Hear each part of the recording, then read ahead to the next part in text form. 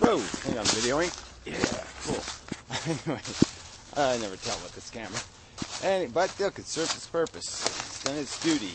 It's durable. It can take it licking without being a chicken. You throw it up in the air and catch it to death. And, yeah, it's just a good camera. Did it survive that? Yeah, it did. Anyway, where was I? Starting a video. Nihilism, maybe. Kind of. Puro. My Misery and Me made a good video. Just pointing out that, you can spell all this out. This isn't at all challenging. This idea that the truth is somehow undecipherable and that there isn't any truth is just preposterous premise. And the snake Pilskin, this guy, is just basically living by this. He's not even living by it. He's just a hypocrite. He's just using it to shield himself from responsibility. Just the same exact way Antikantavad is doing it. He's just saying, don't rain on my parade. Don't do anything to disturb my reality. As soon as something comes into his life, it's going to disturb his reality. He'll just play the, I can't hear you because there's no real truth. Fuck you. I don't have to listen to. And and he's calling other people whining cowards, and he's obviously the one running from responsibility. We all know there's huge differences in realities.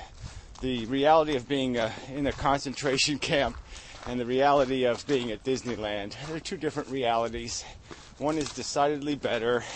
We can know that it's perfectly sensible that you want to have more people in Disneyland and less people in concentration camps. It's just undeniable, fundamental, simple fact.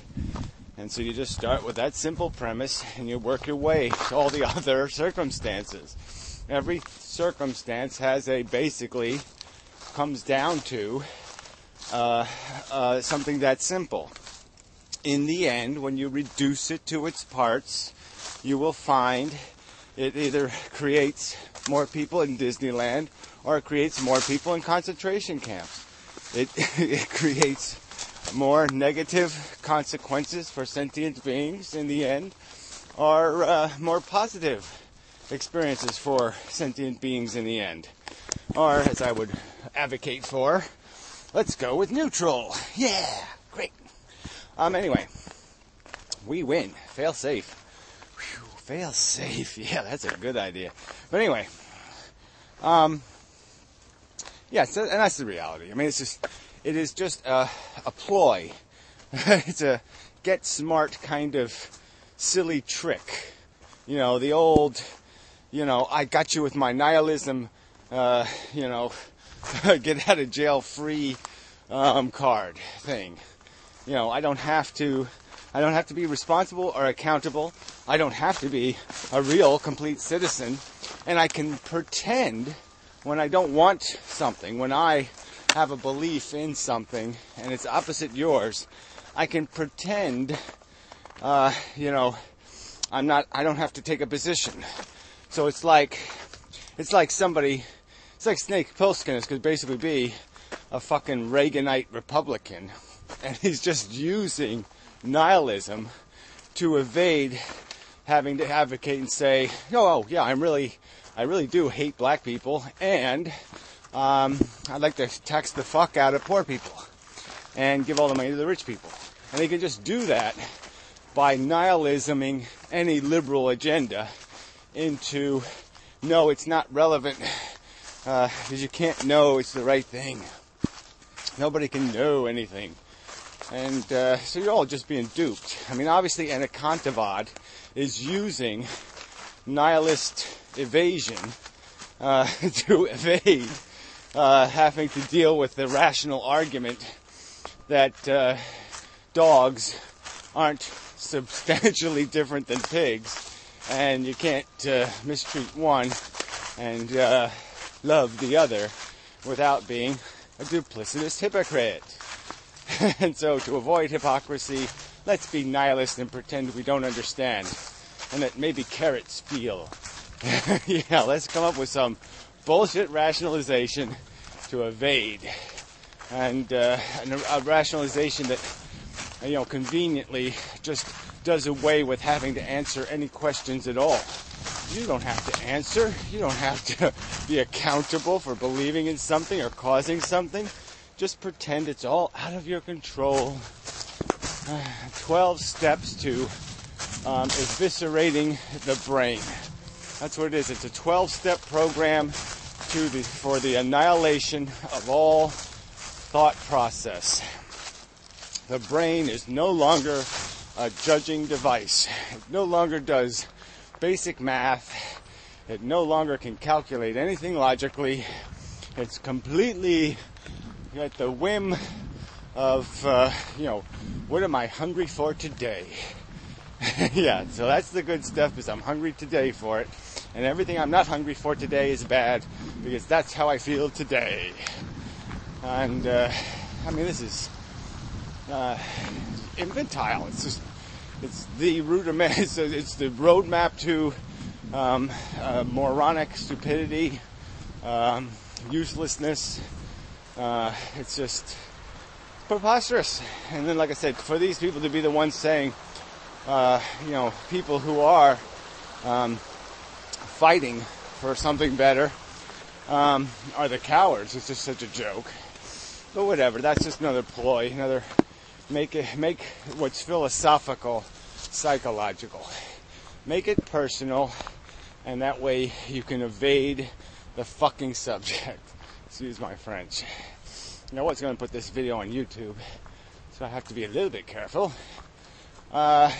Speaking of YouTube stuff, might as well get that out of the way. So I will, on these videos, I will update them with a listing of the videos on the website. And some of these videos I will no doubt maybe play portions of the videos on the website. Maybe I won't. Maybe I'll do something else. I don't know. But I'm just letting you know. There will be links in the description to other videos. That are on the website. And actually there were a couple of fairly funny videos. Not terribly serious, but they are in a way. There's the points in there. Yeah, there really is a point in there. Clearly made, really. And there's stuff that needs to be said. So anyway, I think that's all that needs to be updated. I guess. Anyway, I do have to I think I'll just, since I'm not going to be making YouTube videos very consistently, maybe I'll just block everybody again. Because even people I like, they're making such idiotic comments on this subject of this cigarette tax. It's just like, what the fuck? You're bigots. You got nothing. I don't like the way it smells. Well, too fucking bad, huh? Maybe I don't like the way you smell. But guess what? You don't have to smell me. You don't have to fucking associate with me. You don't have to come over my house. I mean, most cigarette smokers now are fairly polite anyway. Most of them do smoke outside. But man, fuck you. Really. That's just bullshit. You don't like how it smells. I don't like how fucking puke smells in a drunk's hair. What the fuck? Does that mean I can tax the fuck out of them? I mean, it's just, fuck you. I mean, that's just fucking stupid. Anyway. I mean, it's outrageous is what it is. I will rationalize a $3,000 tax on poor people, because I don't like a smell. Yeah, well, like I said, fuck you, silly person. Outrageously silly person. Anyway, where was I? Nihilism. Oh, yeah. So anyway, this, it really is irritating, because, you can't, if there's no philosophy to be had, why are these people arguing philosophy? And, but they're really not, right? They're just arguing against anything that sounds like responsibility. And so that's the real agenda. It's not that they're not really nihilists. They're just evaders, and stealers and crooks and bums. And they don't want somebody to point it out. They don't want somebody to point out they're just being ignorant, selfish fucks. And so they're just using the shield of some sort of philosophical nihilism to evade all their ethical responsibilities, to evade the fact that the world is not flat, that suffering does matter, and we have to account for our impact on the world. That's it. You're responsible. You got to accept that. You're a player. Every water torture is made of 1 million individual drops. All the drops are responsible. Anyway. So how else to approach this? Like I said, my Mr. Marie did a good video. I mean, there are facts. You demonstrate them. You logically prove them. And that's all you can do. If people are going to say that the world's flat in spite of the evidence, not much you can do. But they obviously do that constantly. How you doing? He's always talking. He's not doing videos though. Anyway, he was talking about the emotional state though. That is funny. We gotta bomb that state. Anyway, so yeah, that's the other thing these people do, which is really funny. They associate emotion with philosophy in the sense that if you show emotion, that somehow you're demonstrating that your philosophy is based on emotion. And it's another one of these cheats. It's, as I pointed out, there's a difference between the value of being in an emotional state. Like, imagine that I am in a concentration camp, starving, and lice are eating at me, and I'm miserable, and blah, blah, blah, or I'm in a blissful state in some perfect warm environment. Those two states have value as I'm experiencing them. What I think of oranges in either one of those states, I could be in a concentration camp and I could say, well, I'm starving, but I really hate oranges. And I could be in the blissful state and say, gee, I'd like an orange. Even though I'm bliss, I really don't need anything. Yeah, an orange would be cool. Now, those opinions are irrelevant. The only thing that matters is the state of my consciousness. My subjective perception that oranges have value or oranges do not have value is meaningless. That's just subjective projection of value. The value is in my state of being. Now, psychologically, human beings are motivated through emotional passions. They have emotional responses. Information comes in, perception reacts, and their body creates adrenaline, other emotive chemistry that motivates them, pushes them to do something. Now, every time somebody has a cause or an ambition or a desire, it's made out of an emotional state that has to be generated.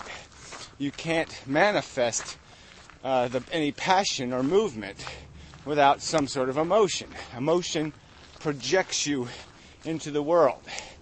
So there'd be no way to be an advocate for something if you did not have a corresponding emotion tied to the judgment. So if you judge something bad, it creates emotion. If you judge something horrible, tragic, awful, disgusting, massively horrible, then you'll have more energetic emotions that will be generated because of your association with the word horrible and something like the Holocaust or something like having a nail shoved in your eye or whatever the thing would be. And you've recognized that's a horrible thing. I will now emote. It happens because I have this association with the word horrible or unjust or wrong or theft. And those associations will generate the emotion for you. And it's just unavoidable.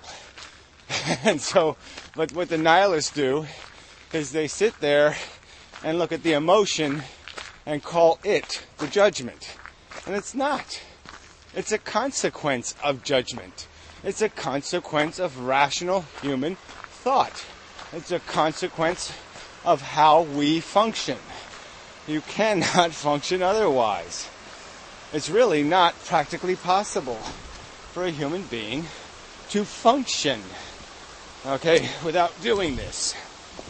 I mean, in some respects, this was a great flaw in the Spockian character, was that they would lack motivation in life without some sort of emotion to generate cause or purpose, personal.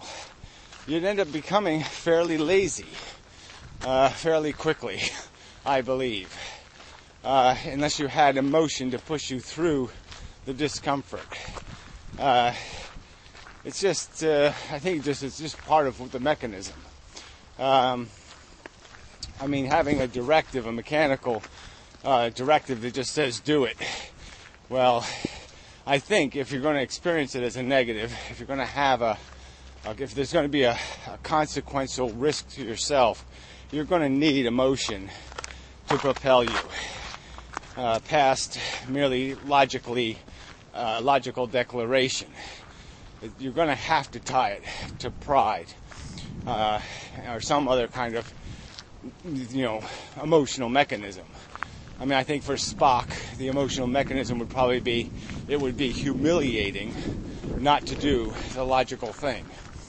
So it's the fear of humiliation, humiliating his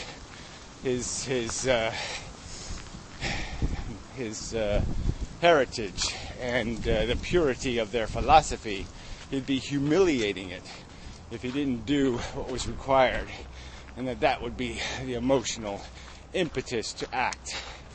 So anyway, but this is just another cheap maneuver, attempt to claim that because somebody is passionate for a cause, that their passion has blinded them, when it is in fact exactly the opposite. The clarity of their vision has created the passion, because they now see the Holocaust, they see the danger, they see the threat, and they react totally appropriately in terms of saying, I will do the right thing for honor, or not to be humiliated, or merely because I care. And there's nothing irrational or emotional, corrupting about that mechanism. So again, if you can see the two paths and you can understand them. Okay, when the intelligence talks to your emotional character, when it shows pictures to your emotions, when your intelligence is showing pictures to the ape, that's legitimate.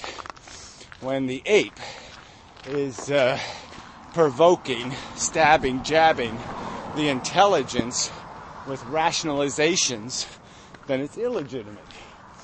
So these people are doing they have it exactly backwards. They're the real criminals who are allowing their ape to define when something means something. It has to personally mean something to them. They have no imagination, no capacity to extend meaning beyond the boundaries of their personal welfare. Where's the party attitude? And they're mocking and criticizing the opposite process, which is, here's an intelligent theme of injustice, a knowledge of injustice. Now here's your directive in terms of an emotionally appropriate response is, go get him, guy. Do the right thing. Be a good soldier. Be a good human. Fight a good fight. Come on. Your intelligence boosts your ego character, gives it a few nudges, and says, it's time to be a man. It's time to ball up. So these are all incredibly stoic and integrity-based, motive-based style motivators, and yet these nihilist types will claim they're the Stoics when they're the ones acting like the pussy women, so to speak, in the sense that they are allowing their personal subjective emotionality to declare when something's valid when something's appropriate, when it's time to act. It's all about their stomach or their penis, and it has nothing to do with intelligence, logic, and using your mind to expand your understanding of threat, to see the nuclear meltdown of the plant before it happens and do something about it before it happens. That's intelligence. Intelligence isn't saying, the buildings are cute. I want more free energy, so let's do it. I don't care how dangerous it is. I don't live there. It's in somebody else's backyard. That's completely bullshit. So anyway, dog shit. It's, people are supposed to clean that up. Anyway, tax them. Yeah, that's good. Anyway, how this truck got in here, and just to do with this, whatever it did. Anyway, I think it's enough. Sorry, kind of a long video. Actually, I forgot that I'm taking the longer route today. I had a rather pleasant day, actually. A little cool, but not really cold. So that's good. Cool without being cold. So, camera's still on? Yeah. Yeah, okay, good. It's a video then. Yay. Get across here without getting too wet. Success, mostly. Here. So till the next time, and such. What the hell is this thing doing? Holly. Is that what that is? Yeah, that's funny. Threw it out here, I guess, and it grew. Anyway, deer won't eat that. Need camels, take them down. They're eating everything else, boy. Anyway, till next time. I am done. Just babbling.